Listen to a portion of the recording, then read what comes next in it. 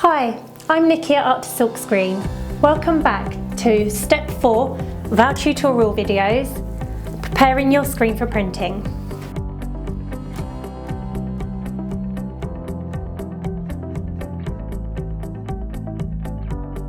I'm going to show you when you need to use screen filler, how to fill in any pinholes or gaps after exposure and after you've cleared your image, and then how to take the edges of the screen ready for printing. When we use screen filler, we have to fill in the little gaps on the underside of the screen, not the print side. And when I refer to the print side, I mean the side that you sit your emulsion on, that you run your squeegee over. The underside of the screen is the side you want to fill in any pinholes or gaps. So today we're actually using a solvent resistant screen filler. You'll get a choice of two, either water resistant or solvent resistant.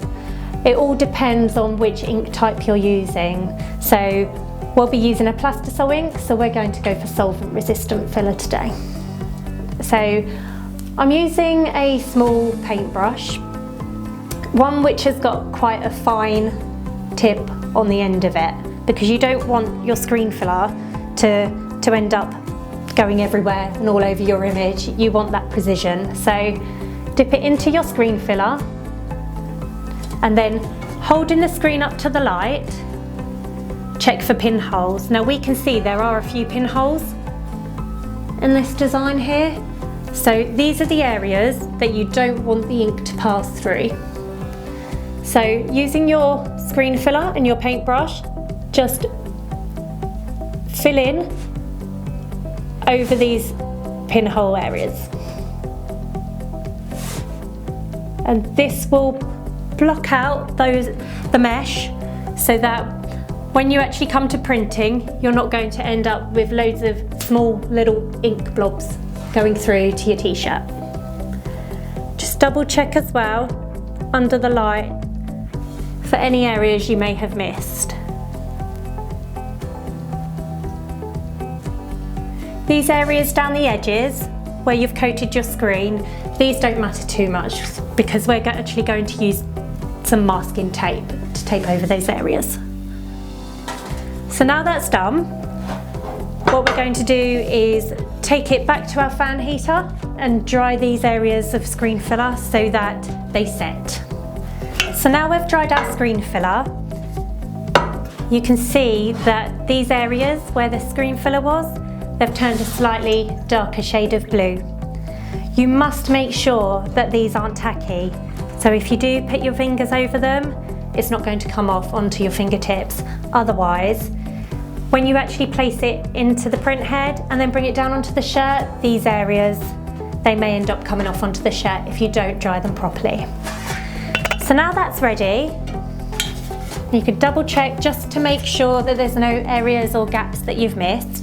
We're ready to place our screen into our print head and then mask it with masking tape. So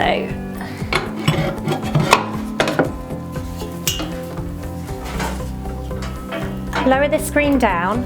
This will just make it easier to be able to reach the screen when taping so that you can get to all of the edges and the far side of the screen. So take your masking tape. We're just using standard brown tape today. We do also have various low tack or high tack masking tapes.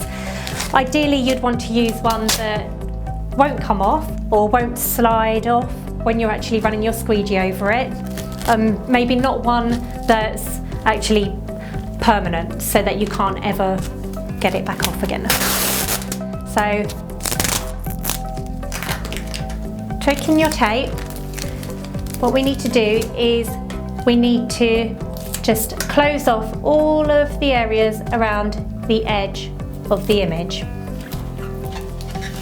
Now, usually what you'd do is you'd leave your registration marks clear, but because this is only a one colour design, the only ones we're going to keep clear of the tape are these two here, our centre points. We don't need our 4 other registration marks on this particular image. So go over both edges the screen. Now you need to make sure that your masking tape is completely flat.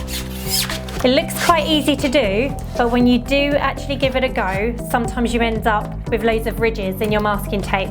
You want to make sure that there are no bumps along the tape, because your squeegee could actually end up getting stuck on the tape itself.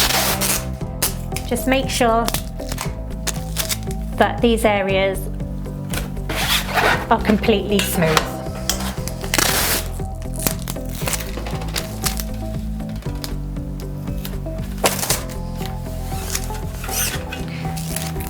Using masking tape as well does make it a lot easier to clean your screen afterwards.